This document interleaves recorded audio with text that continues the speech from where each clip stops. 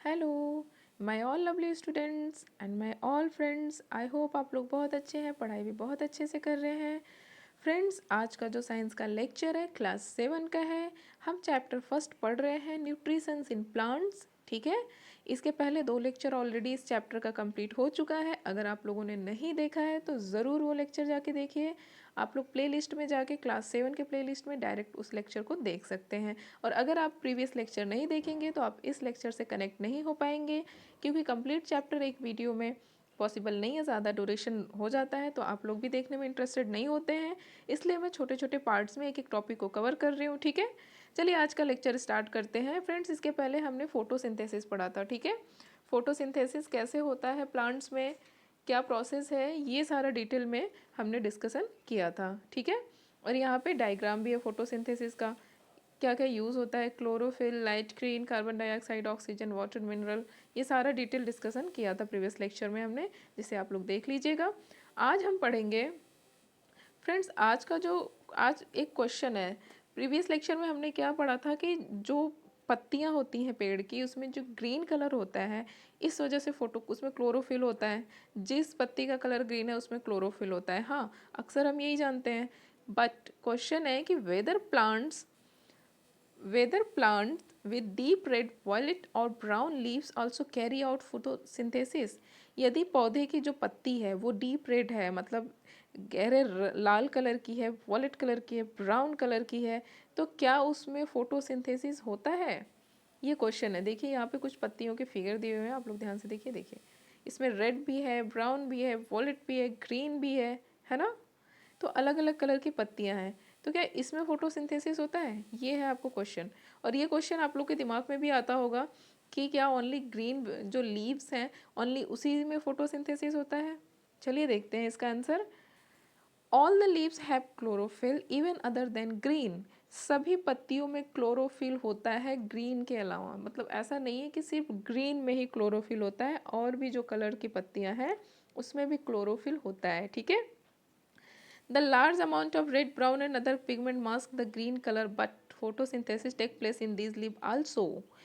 Red, brown and other जो भी pigment होता है ग्रीन कलर के अलावा, ठीक है, मास्क द ग्रीन कलर। ये सब जो पिगमेंट है ना, ये क्या होता है, ये ग्रीन कलर को ढक लेता है। ठीक है, एक तरीके से ऊपर से मास्क होता है, बस अंदर ग्रीन कलर होता है। लेकिन photosynthesis take place in these leave also. लेकिन फोटोसिंथेसिस इन पत्तियों में भी होता है। ठीक है, you must have seen slimy green passage in ponds और स्टैगनेंट वाटर बॉडीज।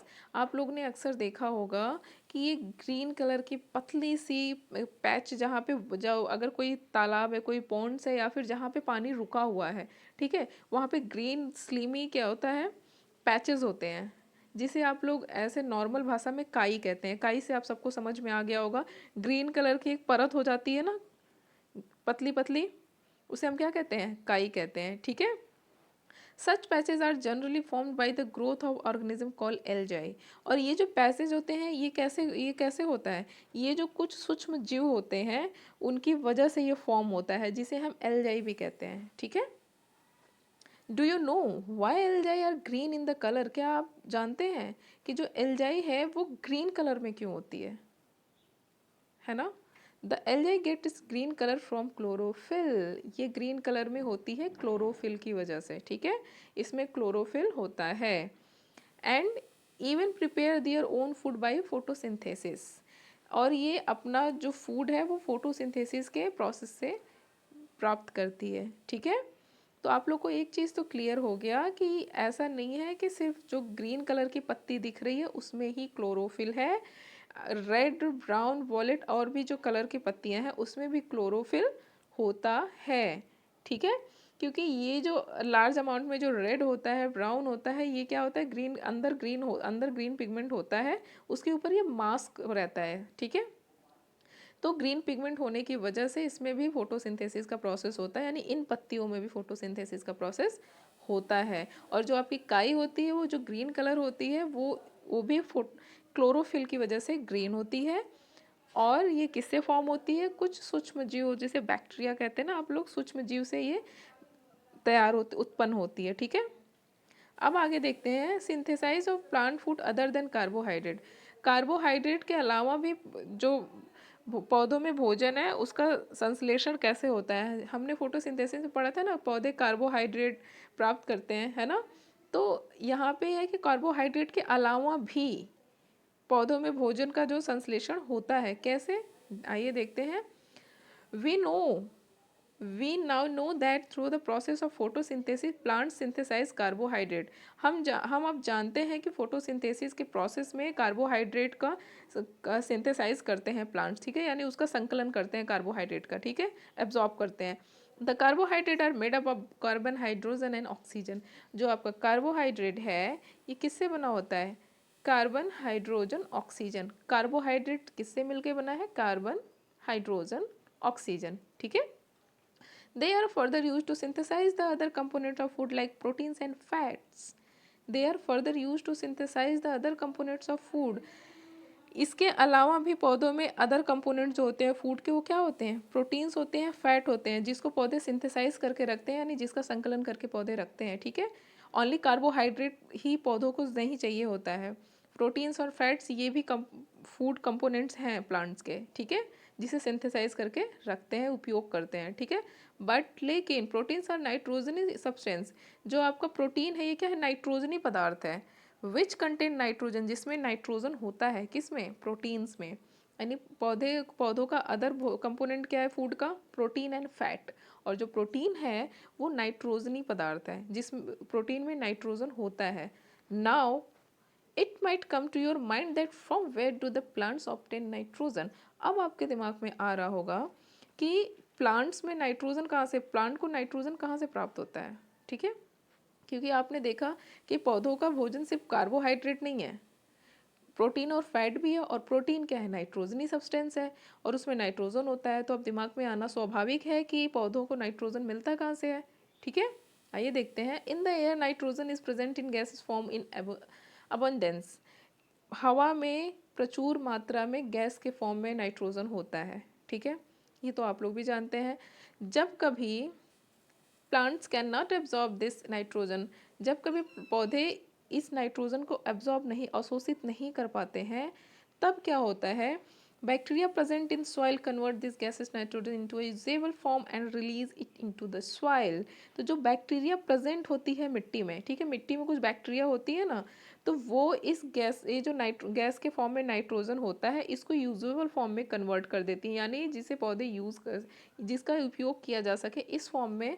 क्योंकि गैस फॉर्म में एयर में होता है नाइट्रोजन, ठीक है, तो ये जो बैक्टीरिया है ये इसे यूजेबल फॉर्म में यानी उपयोग करने के फॉर्म में कन्वर्ट करती हैं, देन सॉइल में रिलीज करती हैं, ठीक है।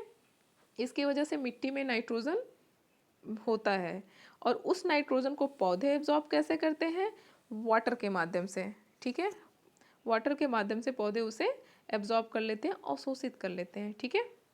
You must have seen that farmers add fertilizers in their soil to make it rich in nitrogen। आप लोगों ने देखा होगा कि जो किसान है, किसान फर्टिलाइज़र का यूज़ मिट्टी में करते हैं उसे नाइट्रोजन युक्त बनाने के लिए, और उसमें प्रोटीन, फैट, मतलब मिट्टी को फर्टाइल बनाने के लिए क्या, फर्टिलाइज़र यानी रासायनिक खाद का यूज़ करते हैं, ठीक है।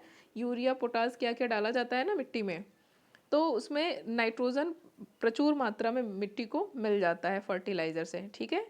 In this way the requirement of nitrogen and other consideration of for the plants are fulfilled. ये जो वे है, इस वे से पौधों को प्रॉपर पर्याप्त मात्रा में नाइट्रोजन मिल जाता है। कौन सा वे है, दो। सबसे पहला, जो कुछ मिट्टी में बैक्टीरिया होती हैं वो गैस फॉर्म से उसको यूजेबल फॉर्म में कन्वर्ट कर देती हैं, और पौधे इसे पानी से एब्जॉर्ब कर लेते हैं, ठीक है। पहला ये था वे। और दूसरा वे क्या था, किसान फर्टिलाइज़र का यूज़ करते हैं सॉइल में, जिसमें नाइट्रोजन प्रॉपर मात्रा में मिट्टी में हो मिलता है, और मिट्टी से पौधों में एब्जॉर्ब हो जाता है, ठीक है। तो ये जो प्रोसेस है इससे पौधों को प्रॉपर मात्रा में नाइट्रोजन मिल जाता है, ठीक है। Help the plants to synthesis proteins and vitamins in return these. और ये जो है, ये जो वे है, ये सिर्फ नाइट्रोजन, अब यहाँ पे क्या है, ये जो help the plant to synthesise protein and vitamins, ये जो वे है इससे सिर्फ नाइट्रोजन ही नहीं मिलता है पौधों को, इससे प्रोटीन और वाइटमिन भी पौधों को मिलता है, ठीक है। क्योंकि फर्टिलाइज़र का जब खाद का छिड़काव किया जाता है, रासायनिक खाद का छिड़काव जब करते हैं, तो उसमें सिर्फ नाइट्रोजन ही नहीं होता है, उसमें प्रोटीन और विटामिन भी पौधों को मिलता है। ठीक है, आज के लिए बस इतना ही। नेक्स्ट सेशन में हम देखेंगे other mode of nutritions in plants. ठीक है, आप लोग को अगर लेक्चर पसंद आ रहा है तो चैनल को सब्सक्राइब करना मत भूलिएगा, क्योंकि आपका पूरा सिलेबस यहाँ कवर होने वाला है। अभी चैप्टर फर्स्ट चल रहा है, ऐसे स्टेप बाय स्टेप सारा चैप्टर कंप्लीट होगा। ठीक है, आप लोग को परेशान होने की बिल्कुल भी ज़रूरत नहीं है, आराम से घर पे बैठ के पढ़ाई करिए। ठीक है, और प्रीवियस लेक्चर आप लोग ज़रूर देख लीजिए, जिससे आप लोग को इस लेक्चर से कनेक्ट होने में कोई प्रॉब्लम नहीं हो पाएगी। ठीक है, be happy, stay healthy, bye bye, have a good day.